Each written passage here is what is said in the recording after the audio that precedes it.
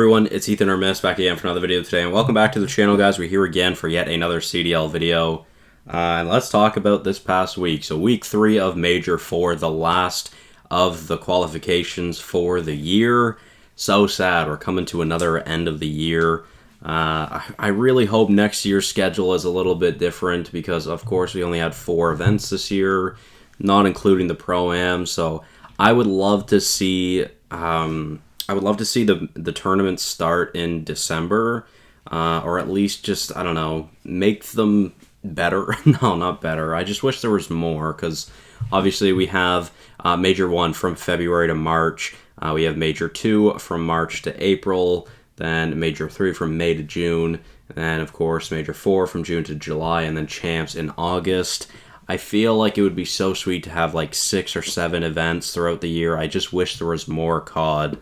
I wish there was more events. So nonetheless, like I said, let's take a look at this past week. So here are my predictions. Of course, I didn't predict day 1. I completely forgot that it was Friday, so I missed out on my predictions, but it wouldn't have mattered. My point total wouldn't have changed anyways. I got a solid 5 points this week. I went 0-3 Friday and 0-3 Sunday, so not good at all. Really, really unfortunate, to be fair.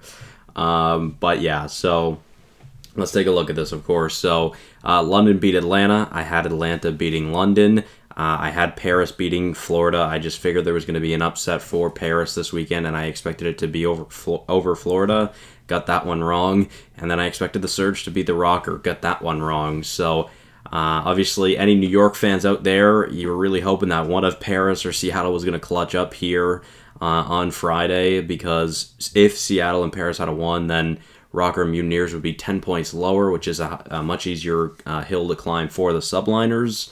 Then you go to Saturday, started off the day decently with Minnesota beating the Legion. It was almost an upset. Again, would have been huge for New York, but no, unfortunately. Then I had Toronto beating the Breach. Went the other way, 3-2. I got 3-2 right, but... and then you go to, or continuing on through Saturday, I had the Thieves beating the Mutineers. Mutineers clutch up and beat the Thieves. And then, of course, I had Atlanta beating the Surge 3-0, which I got 100% right. So then we go on to Sunday, and I feel like most people probably had Sunday 100% wrong. I'm sure most people wouldn't have expected the Gorillas to beat the Ravens, Toronto to beat Texas, and LAT to beat New York. But nonetheless, some really good COD this weekend, of course. Everyone is going ham right now. So let's take a look at playoff qualifications right now. So, of course, your top 8 right now are Atlanta, Texas, London, Seattle, Boston, Toronto, LAT, and LAG. Right outside is Minnesota, Florida, and a little bit further behind is New York. And, of course, we know Paris is not going to be going to Champs already. Now, at this rate, I'm going to say this as a fact because I'm 100% positive that it will not change. Atlanta, Texas, London, Seattle, and Boston have clinched for COD Champs. Now, I don't know for sure. Last night on the broadcast, it still only showed Atlanta and Texas, but I don't think there is a mathematical way that London, Seattle, or Boston fall out of this. A little bit closer for Boston, but I'm 100% positive on Atlanta, Texas, London, and Seattle. So, with that being said, let's look at the lower teams. So, from Toronto to New York, still very possible for these 3 teams in losers, or in the lower bracket or in the lower cutoff, I guess, to make it into the actual playoff cutoff. And it's still very possible for the top, or for those bottom 3 in the cutoff to go down. So Toronto with 160, a big win over Texas last night. That was massive. Big confidence booster as well, I'd say. Toronto could have won that series 3-1, to be honest, and they threw away Map 2. They almost threw away Map 5, but nonetheless, still a big win. I was really hoping they could be where the Breach are right now at 170. I was really hoping they'd beat the Breach, but nonetheless, let's continue on. So LAT with 150. Obviously, they're not far ahead of the Gorillas, the Rocker, or the Mutineers. Only 5 points above the Gorillas and 10 points above the Rocker and Mutineers. And then you look at the Gorillas, only 5 points safe in the playoff qualification cutoff right now. Then the Rocker, only 5 points out of it right now. And of course, Subliners still 35 points away from making it to the postseason. it's still very possible for New York to make this. So let me just show you guys what New York's, well, I guess let's take a look at the schedule first. So in winners, we're going to have London versus Toronto, LAT versus Atlanta, New York versus Minnesota, Boston versus Florida. And then in the losers, we've got the Gorillas, the Legion, Texas, and Seattle. So very surprising that Texas and Seattle are in losers, but of course, 4 teams are got to go to losers, right? So, of course, like I said, it is still very, very possible for New York to make the postseason if they want to. They're going to need some luck, but first of all, they're obviously going to need to beat this the Rocker here. If they beat the Rocker, they are guaranteed a top 7 placing, which, taking a look at point totals, that's 10 CDL points. Obviously, that's not enough, but then you get the Rocker to move down against Texas. So Texas versus Minnesota, it's very possible that Texas wins against Minnesota there.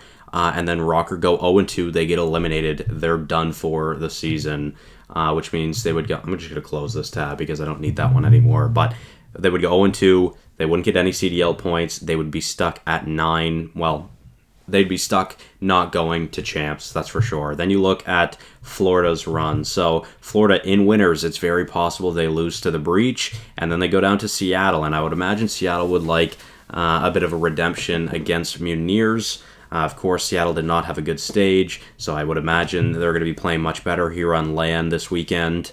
And yeah, again, it's very possible that the Mutineers also go 0-2, which if the Rocker and the if the Rocker and the Mutineers both go 0-2, it's still very possible that the Subliners can win there or can make it to the postseason. So let's take a look at this one more time. So Subliners say they move on to the second round of winners. Rocker obviously lose. Mutineers lose to the Breach. That means it's Texas versus Minnesota. Texas wins. Rocker go 0-2. Then Surge versus Mutineers. Mutineers lose. Mutineers go 0-2, which means they would be steady at the 140 point total to end off the year, meaning they are not going to playoffs. So then, I mean, if that's the case, big for the Gorillas, because the Gorillas will be facing the losers, of the Ravens and Ultra, and I mean it doesn't look good for the Gorillas against the Ravens. Obviously, they just beat the Ravens, so who knows? Maybe they have a bit of an advantage over the Ravens, but of course the Ravens and the Ultra. Honestly, with the Ravens just losing to the Gorillas, I feel like that series goes either way, no matter which way it goes. So, yeah, that could be very interesting, but like I said, it's very possible the Rocker and Mutineers go 0-2. If they go 0-2, the Gorillas make the postseason, so that'll be very, very intriguing. It's very possible. So, yeah, I mean, obviously then at that point, you just got to keep an eye, at that point, you just got to keep an eye out for the Subliners. Subliners say they face Breach in the second round of winners. I would favor the Subliners in that, but it's very possible the Breach move on. Then the Subliners move on to the winners finals, and if they're in the winners finals, they guarantee top 4, and with a top 4 placing, they get 30 CDL points, which would bring them up to 140 CDL points. So, like I said, it's still very possible for the Subliners to make this run, but the Subliners would have to make it to top 3. They would either have to make it to grand finals or lose in the losers finals. So they would. That's the best case scenario for the Subliners. Or well, I guess best case scenario would be winning the event. But if they were to lose before the losers finals, they will, or if they were to get eliminated before the losers finals, they will not make the postseason. But again, I think it's very likely still that they can make a run. So Subliners, let's just talk about it. So Subliners beat the Rocker. Rocker go 0-2. Mutineers go 0-2. Gorillas lose. There you go. Those are your 3 biggest obstacles gone. Because then you just need to get, 35 points. Realistically, you get 40 points, and then you pass the Gorillas. So if New York places 3rd, 2nd, or 1st, obviously they will get the win.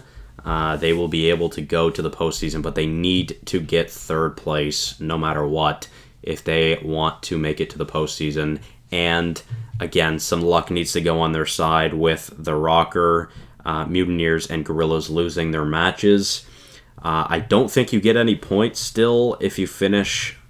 well, actually, no, sorry. You do get points if you finish in losers round 2. You'll get 10 CDL points, I believe.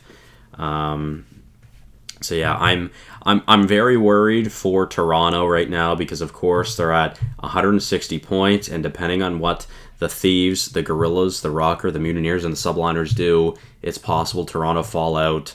If they lose to the Ravens, then it's very possible they could lose to the Gorillas. They really just need to win one series, whether it be against the Ravens or the Gorillas, and I think they would be okay to make it. But ideally, they beat the Ravens. I don't know how I'm going to predict this weekend yet, to be honest. This is a crazy, crazy schedule already, just looking at it from here. I don't know what I'm going to pick. So, I only focused on the Subliners' path to making it to the postseason. Again, it's still very, very possible for them. Some luck maybe needs to go their way, and they really need to play crazy. So I'm intrigued to see what happens. Of course, we'll know. So taking a look at July 14th when everything starts. So we have all the winners' matches, of course. So we'll know immediately pretty much what things will look like. If Toronto's in losers, that's not going to be good. If the Rocker and Mutineers are in losers, that's really not going to be good for them as well. Then you go to the 15th, which will be Friday. Of course, you've got the Gorillas, the Legion, Texas, and Seattle. So, again, it's very, very possible the Gorillas could win a series. If they do, they'd probably clinch, basically. I would say they'd probably clinch the playoffs. And you'd like to imagine Texas and Seattle are going to meet each other in round 2 of losers, but obviously a lot needs to happen, and we're only a few days away, guys. Thursday this weekend, we will find out how everything starts. I'm intrigued to see how this weekend goes. I'm very, very excited. It'll be a fun one for sure. So really, by Saturday, you'll know what the postseason will look like, basically. You'll know who your top 8 are probably at that point. Seeding will just depend on how Saturday and Sunday go. So I'm intrigued to see. Of course, I wouldn't be too I don't know. What's the word I'm looking for? I'd still be very cautious if I were the Ultra Thieves Gorillas, obviously, and I'd be very scared right now if I were the Rocker, Mutineers, and Subliners, but only time will tell. Only time will tell. So I'm very intrigued to see how everything pans out this weekend. So thank you guys all so much for watching. Let me know your early predictions for this weekend. I'm very intrigued to hear your thoughts. So thank you all so much for watching. Hopefully you did enjoy, and I will see you guys in the next one. Bye-bye.